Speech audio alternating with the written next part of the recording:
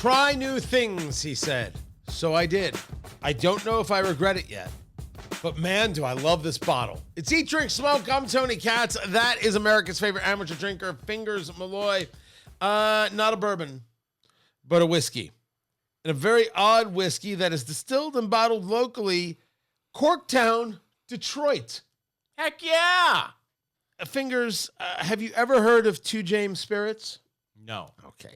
I had not either. I found this locally in a liquor store, local liquor store here in the Indianapolis area. And it was the only one. It was the only bottle. Literally has Detroit marked into the glass and Corktown on the other side. You ever been to Corktown? I have never been to Corktown. Good spot? Yes. Party town? It's where the old now people in Detroit are gonna kill me for this. I believe that's where the old Tiger Stadium was. Corktown. Okay. And I'll believe you. Was it Nemo's Bar? Oh. Now I gotta Google it. Love Corktown. You do that, I'll talk about this. This is a weird concoction. First of all, it is a whiskey, not a bourbon. I do not have a mash bill, right? It's a series of blended whiskeys. And the reason there is no mash bill, so you can't guarantee that's 51% corn. If not 51% corn, it is not bourbon, is because this Johnny Smoking Gun, that's the name of this whiskey. This is a mix of whiskeys crafted specifically to complement the umami. Again, we were talking about the umami, this idea of savoriness, of the rich pork and fish broths of Japanese cuisine.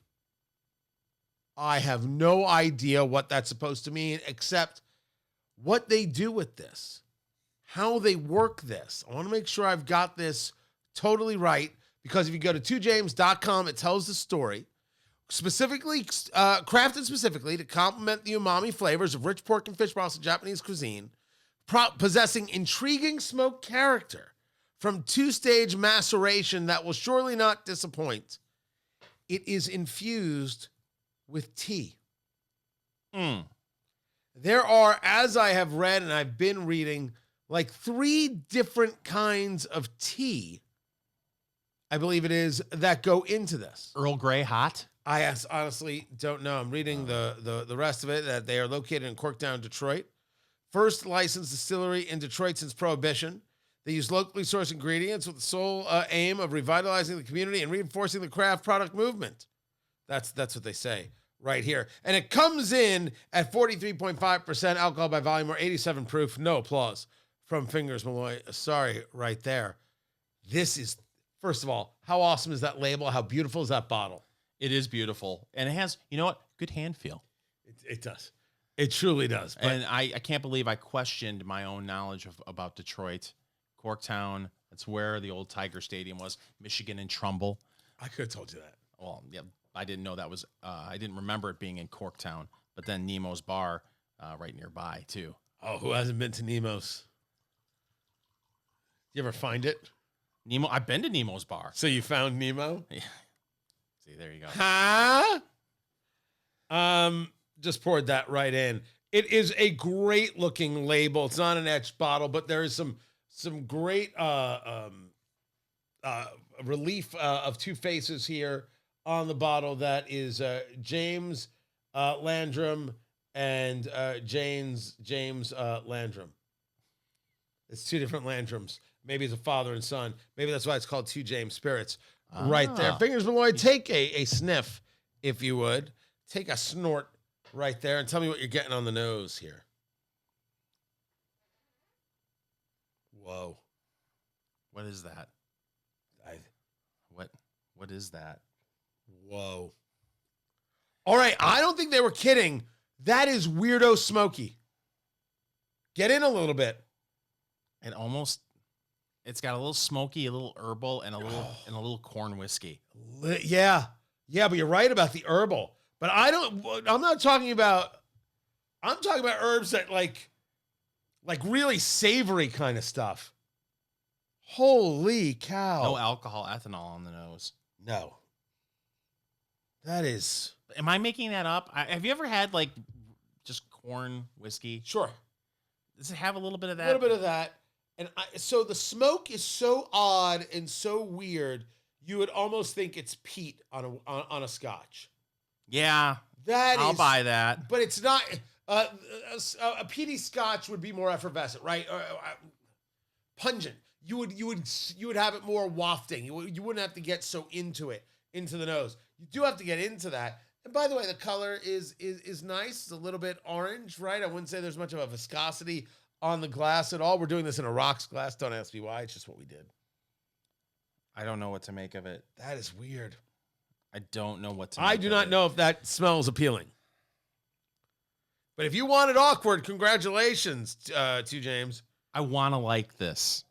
It's Michigan. It's Detroit. Because you're a homer? Yes. Now, I don't claim to be from Detroit. I'm from Saginaw. Which is 90 miles north of Detroit. It's Saginaw awesome. That's so true. All right, I'm ready. You ready? Fingers Malloy, are you ready for this? Tony, I've been ready for this all my life. You say.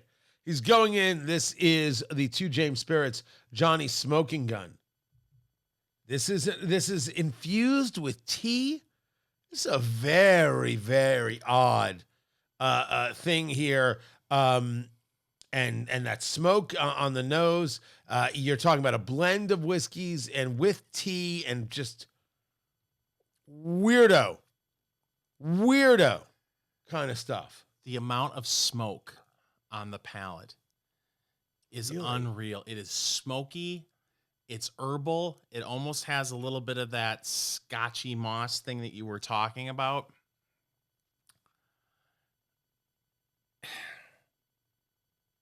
It's kind of got a buttery finish to it. There's a lot of odd things going on. I will say this. It's a lot better on the palate than it is on the nose. Really? Yes. All right. It is awkward on the nose. Tobacco finish to it. There's a lot of weird things going on here. I'm going in. 2 James Spirits. This is the Johnny Smoking Gun. Here it is. He's going in, ladies and gentlemen, and he's going to do what we like to call the Saginaw Swish. Memphis Munch. Chattanooga Chomp. That's crazy. Now, when you do that, when you're tasting a bourbon, it's called, or a whiskey, it's the Kentucky Chew. Move it around the palate, get an idea of the flavor. That's fruity. What the hell is going on there? That's crazy. Because I'm a believer in 2 sips, so I'm going back. He's going back in, ladies and gentlemen, for a second sip and a third. That is wild. That is really smoky. Right?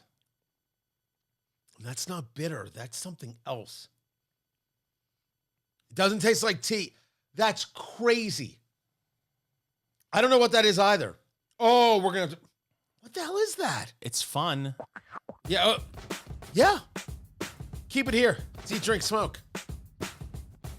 We only hope you have not been stuck in the airline insanity that's been going on across America because of the no funding for the Department of Homeland Security, which means no funding for TSA, Transportation Security Administration, and therefore the insane lines that have been going on at major hubs and other airports all across the country. Your wife got stuck in it, but there are some airlines that are trying to make things easier. It's Eat, Drink, Smoke. I'm Tony Katz. That's Fingers Malloy. You find everything at eatdrinksmokeshow.com. And don't forget, eatdrinksmokeshow.com is all new.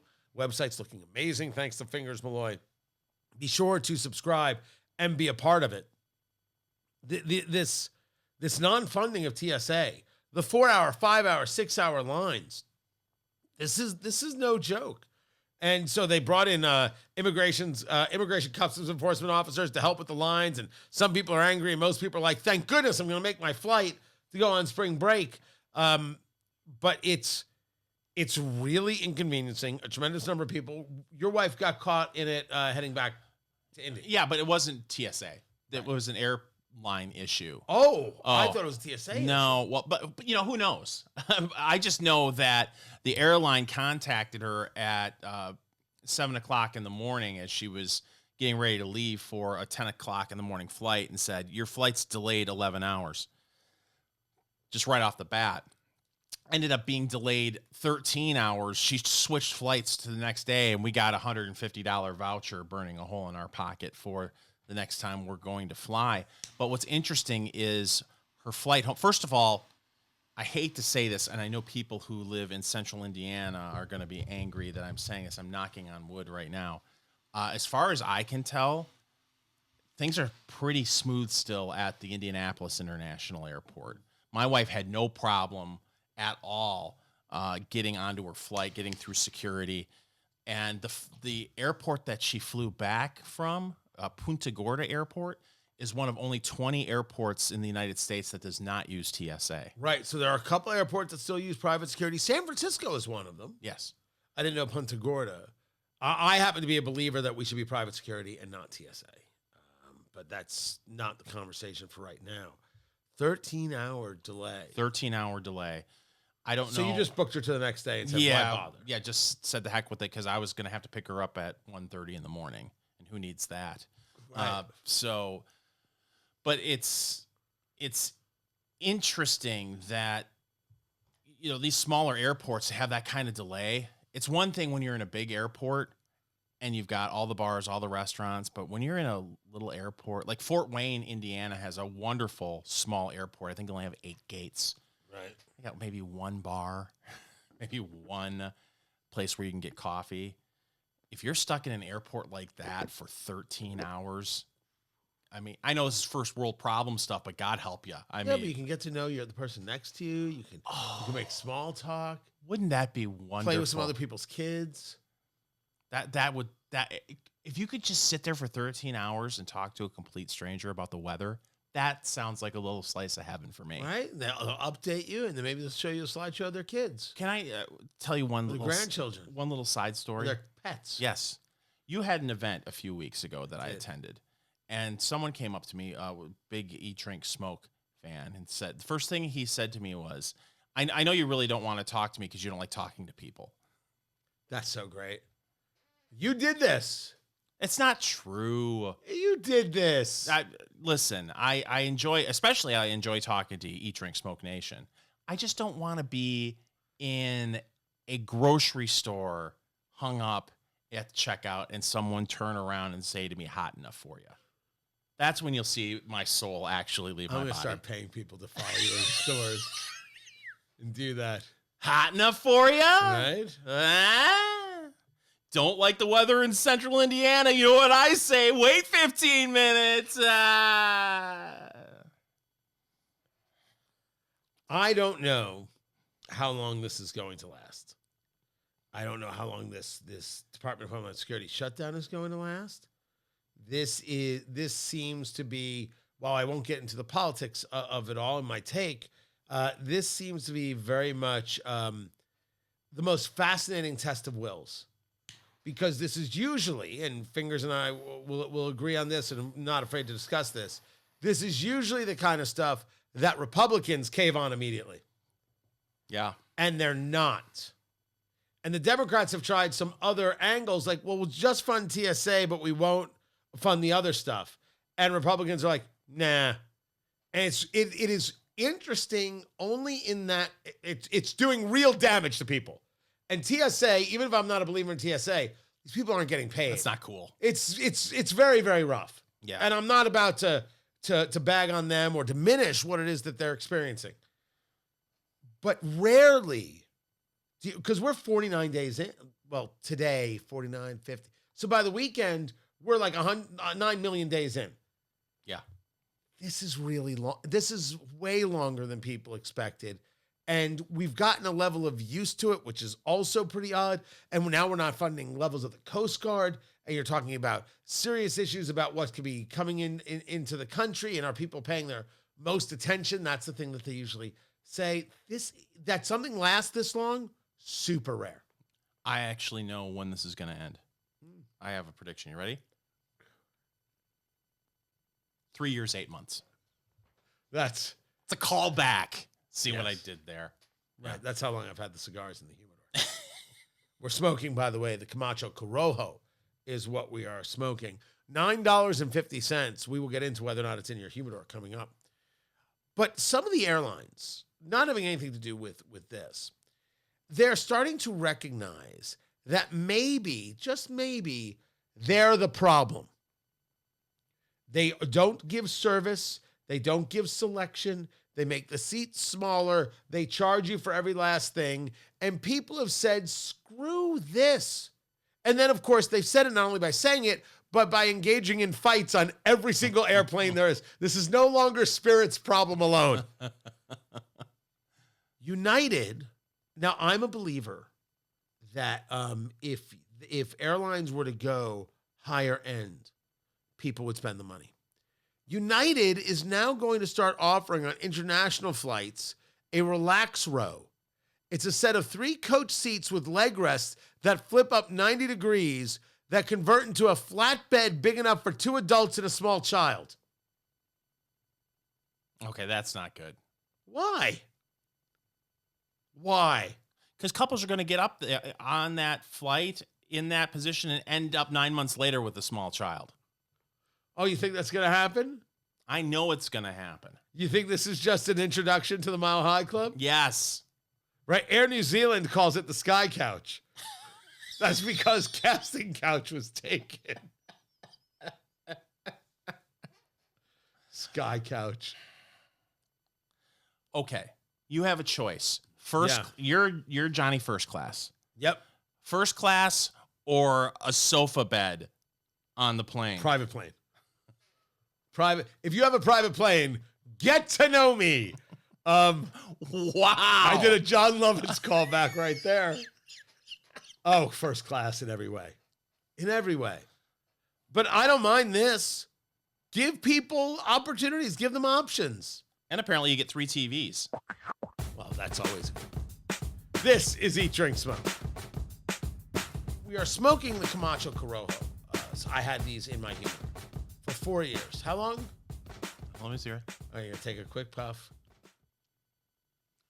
3 years, 37 weeks. Nice. Nice, like he's having a baby.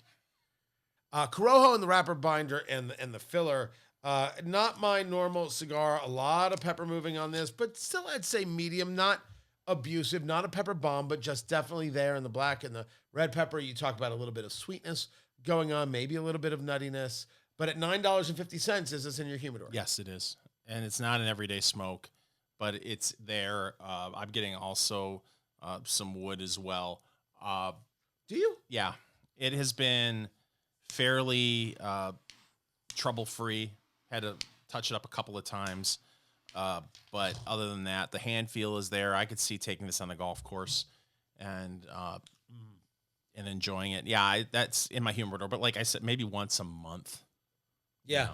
It's not an everyday for me at all. It's not where I live and breathe. But for under $10, I can see a lot of people saying this is something that they can enjoy. And we are drinking the Johnny Smoking Gun, which is this blend of whiskeys. This is an American whiskey that is infused with 3 types of Japanese tea. It was formulated to go with rich kind of broths, pork and fish broths in Japanese food. I assume maybe we could kind of expand that out into ramens and the kind of things that they kind of want to connect it with.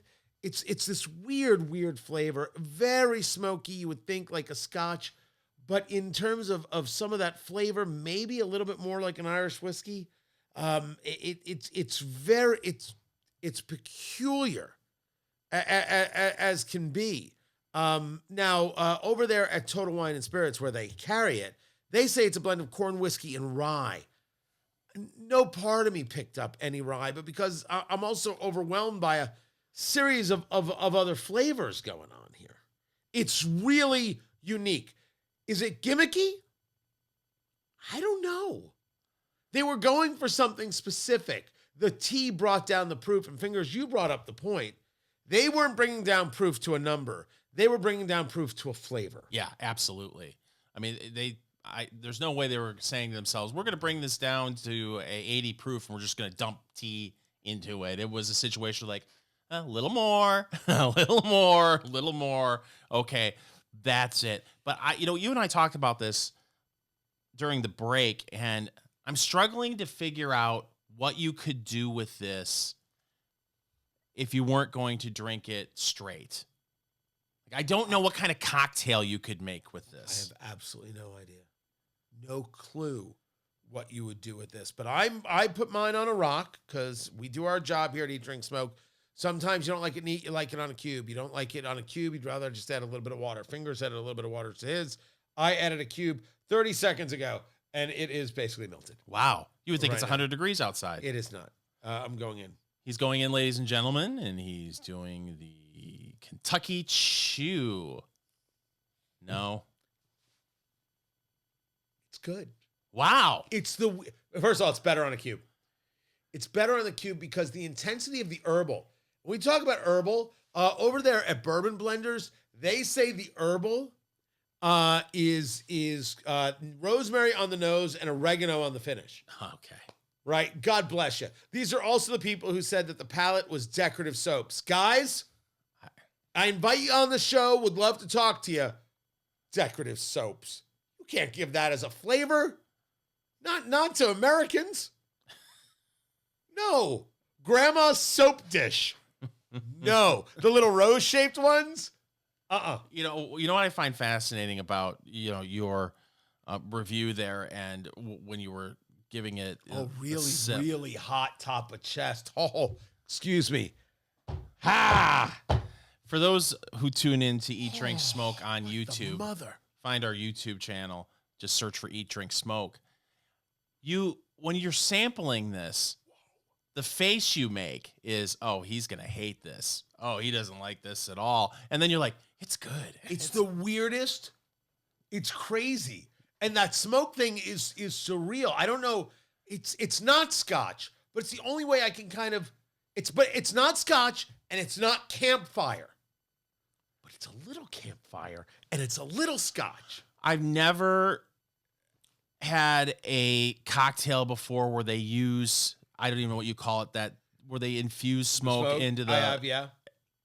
You've had that before? Is it similar to what you're saying? Way different. This is way different. Wild. All right.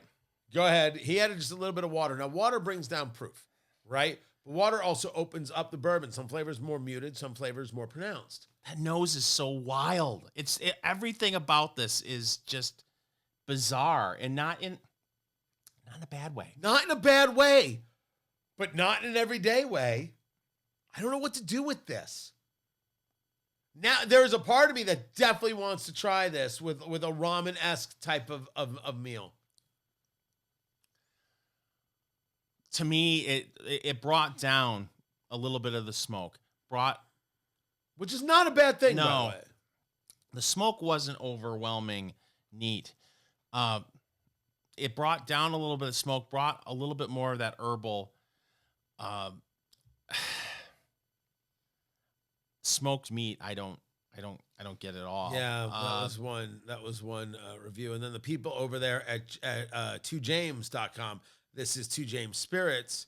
They say oregano, brown butter, thyme, smoked paprika. Oh, it wasn't them. I'm sorry. It wasn't the people at Bourbon Blenders who said decorative soaps. I'm yelling at them. No. It's the people at 2james.com who said decorative soaps. And that's not the way you sell whiskey. I brought this up earlier. There's almost like a tobacco finish to it. It's so bizarre. That's interesting. And it's not. Listen. Let me ask you. Is this in your liquor cabinet for $50? Yes. I found it for $47.99. Yes, and this isn't just a Homer thing.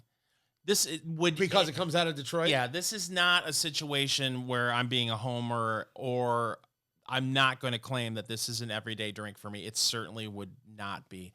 This is a bottle that you want to bring out when friends visit. And you're like, give this a try. Tell me what you think of it. Mm-hmm. If it's at your favorite lounge, you need to give it a try. Let us know what you think of it. But start it neat. Yes. Start it neat, rocks back, and then, see it from there. It is that I wish I could say nope. I can't say nope. You're topping out on my limit on what I would spend on this. $50. I don't think if you would have said $70, I would have said I love you and I love Detroit. No. No. But 50, yeah. Between the presentation and the uniqueness of the flavor. Because it's a label that goes all the way around, and the label's almost a little glossy Yeah. on the front, and then it's got the relief of the two Jameses on the back, and then it's kind of like octagonal and has Detroit, and what's the other name of the town? Corktown, embossed at the bottom of the bottle. It's really some thought went into it, or there was a good find. It's very, very cool. And I will tell you this: the heat was all upper chest, and you and I both, even after the first sips, it slowly moves its way down to the belly. It's the weirdest. I don't think we've ever spent this long describing what a bourbon does or what a whiskey does. There's just a ton happening. And I think some people are going to sip this and be like, guys, you're insane. This is crap. Sure. There's no doubt in my mind, I believe, because this is like no other whiskey I've ever had in my life. And I think that's what's got us intrigued. Because I don't know how to properly categorize it. I don't think this is going to be on my list for my top 3 of the year. But yeah, I do think it's in the liquor cabinet for you want to taste something weird. It's an experience. Yeah. Well said. This is Eat, Drink, Smoke. Every year they come up with these lists of the best places to work in America, and then the company will put a sign on a door, best place to work in America. I'm just amazed that in a world where that could still be an office building, no one's going to the office. Imagine the money you would save on stickers. It's Eat, Drink, Smoke. I'm Tony Katz. That is Fingers Malloy. Find everything at eatdrinksmokeshow.com. Do we have a sticker budget here? Oh, we've got a sticker budget. Nice. You need some stickers? I need 4. You want some Eat, Drink, Smoke stickers? I'll get you some Eat, Drink, Smoke for stickers. all of my friends. Get you some finger stickers. Oh. It could look like a hand. Follow fingers. See what you did there. I see what I did there. So there's a list from the visualcapitalist.com.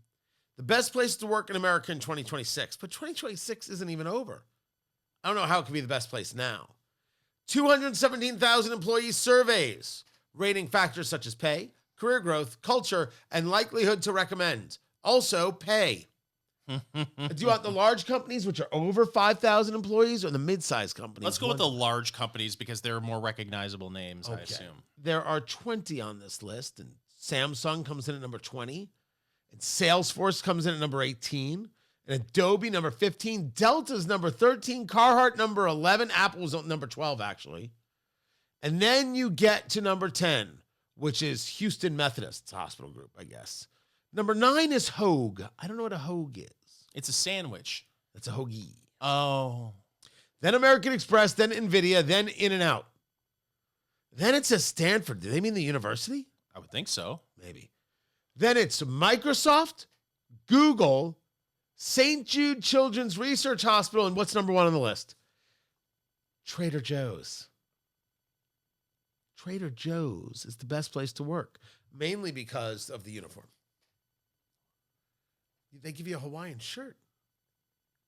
What? You work at Trader Joe's. Look at me. Do I look like I walk into Trader Joe's? Why not? You'd love Trader Joe's. Why would I love Trader Joe's? Because they've got the JoJo's, which are the cookies. Okay. They've got some great, cool frozen foods. None of these sound like they're loaded with preservatives. No. That's the whole point. Well, why would I go in there then? I need preservatives. Because they've got a bell. And you can ring the bell for good service. And everyone goes, woo! Or something like that. What do they go? Woo! Or something like that. They wear Hawaiian shirts? Yeah, they wear Hawaiian shirts. What is the purpose of the Hawaiian shirt at Trader Joe's? To make you feel all sorts of aloha. Now, some people think it's cultural appropriation. I'm not one of those people. So. And then you get to the mid-sized companies, 1 to 5,000 people. And you go from the New York Power Authority. I'm going to stop right there. The only way the New York Power Authority is a great job is because you don't actually have to show up. The whole thing is a no-show job. The New York Power Authority. I'm guessing, when you can, well, no, I don't want to get sued. It's like the South Park episode where they make fun of cable companies. It's like, Oh, you're upset that we're not going to be there for another week? Oh, that's terrible. I'm so sorry. So I'm thinking the New York power company is like, oh, you're upset that your bill's gotten really high because there's like 20 data centers now by your house. Oh, that's too bad. We're sorry. This is a great place to work, isn't it, Johnny? Then they've got Green Bay Packaging, Spotify, Open Lane, don't know what it is, Business Solver, don't know, UIC, don't know, Medical Mutual, don't know, United Community, don't know, Patagonia, that's the clothing, and then Toll Brothers, which is a construction company. These are the companies. But what is there anything that makes a place truly great to work for that isn't pay related? I mean, you have to have a general interest in, I would assume, what it is you're doing. I mean, there are people who do things that they're not interested in, and they do them for the other things. Again, the economics of it all. I know people who work in a major corporation. Is that right? Yes. And I've talked to these people. And while they say that the pay is satisfying and the benefits are fantastic. Right. When you're at a workplace where you don't feel like you are respected as an employee, where you don't feel like the mission is defined and you have a better way to fulfill that mission, your voice isn't heard, where you feel like you've just been turned into a number and you're punching a clock every day. Sometimes starting to get weirdly personal. Sometimes I'm talking about people I talk to. We already know you don't talk to anybody. 4 people, and they're going to get stickers very soon.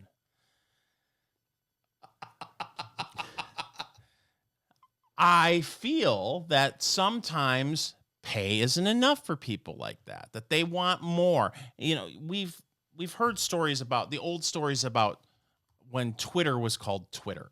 Oh, good old days. Yes. 2012, it was a simpler time. People would work at Twitter, and it was very hands-off, relaxed atmosphere to the point where when the new owner came in, he looked around and said, "This is so relaxed. Why are you people here? What exactly do you do here?" Office space. Thank you. And that became a less relaxed atmosphere for those people because they were no longer in that atmosphere. But I'm assuming, just based on what I've heard on the outside looking in, that some of these tech companies like Google may have that same kind of, hey, you know what, for the first half hour, you should just hang out at the coffee bar over here. We're just going to exchange ideas. And coffee bar, they have got multiple campus-wide cafeterias where they're making food to order. It's crazy. But do they have coffee? Oh, do they have coffee? They have their own baristas. Wow. Right? And Google, that's... You want a flat white? They'll get you covered. That's San Francisco still, right? Sure. So they probably, that's close to Seattle. Is it Starbucks? What do you think? Oh, no. Let's send them an email. They didn't ask me.